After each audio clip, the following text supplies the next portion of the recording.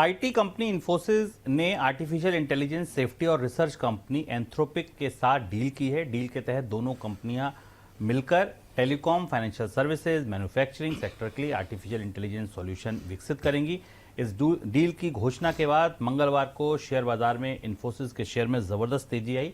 निचले स्तर से अगर आप देखिए तो एक दिन में इन्फोसिस का शेयर करीब 4.5-5% उछल गया।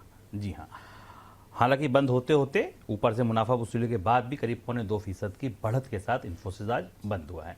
सर, इन्फोसिस ने ये एंथ्रोपिक के साथ जो ये डील की है, इसकी खास बातें क्या हैं और क्या इन्फोसिस को पर्याप्त मदद मिल पाएगी इससे? देखिए, बाजार में चूंकि सेंटीमेंट बेहद खराब था आईटी स्टॉक्स को लेकर, तो ये डील बाजार के सेंटीमेंट को मदद करने वाली हुई। बाजार में स्टॉक थोड़ा ऊपर गया और उसके बाद लोग मुनाफा वसूली लेकर नीचे आ गए।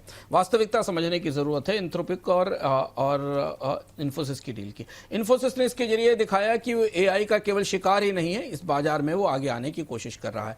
इन्फोसिस का टोपाज और क्लाउड के एआई मिलकर टेलीकॉम सेक्टर के लिए एआई टूल्स बनाना शुरू करेंगे। और ये खबर चूंकि बाजार में सेंटीमेंट बेहद खराब था आईटी स्टॉक्स का, तो उनके लिए जैसे डूबते तिनके को सहारा जैसी थी और उसी सहारे से बाजार थोड़ा ऊपर गया। इन्फोसिस के लिए डील जरूरी थी। इस तरीके की डील्स आपको आगे भी दिखाई देंगे, लेकिन पर्याप्त कहीं नहीं थी, क्योंकि सबसे बड़ी चुनौती जो बाजार समझ रहा है और जो ब्रोकरेजेस के और जो एनालिस्ट आ रहे हैं कि ये जब तक प्रोप्राइटरी प्लेटफॉर्म या आईपी नहीं बनते भारतीय आईटी इंडस्ट्री में, तब तक एआई सिर्फ नुकसान को सीमित करेगा। एआई बाजार में आपको बड़ा खिलाड़ी नहीं बनाएगा। ऐसा ये परिस्थिति है कि आपने क्लाउड का एआई ले लिया किराए पर या उसके साथ आपने एग्रीमेंट किया और उसे यहाँ टूल्स के तौर पर देना शुरू किया, एप्लीकेशन डेवलपमेंट, जिसको कि हम भारत की कंपनियां एआई के में अपनाने की कोशिश कर रही हैं।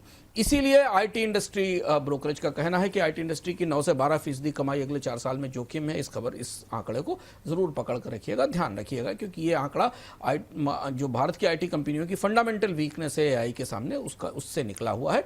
एआई से कमाई धीरे धीरे आएगी, पहले मार्जिन में दिखेगी, फिर टॉप लाइन में दिखेगी। इसलिए फिलहाल इस परिस्थिति में जब एआई अभी एक्सपेंड हो रहा है और उन्हीं क्षेत्रों में आ रहा है जिन क्षेत्रों में भारतीय कंपनियों की सबसे बड़ी ताकत थी, तो वहां इन्वेस्टर्स को सतर्क रहना बेहतर होगा, क्योंकि बाजार में आईटी कंपनियों के शेयरों में भी और इंडेक्स में भी तेज उतार चढ़ाव हो सकते हैं।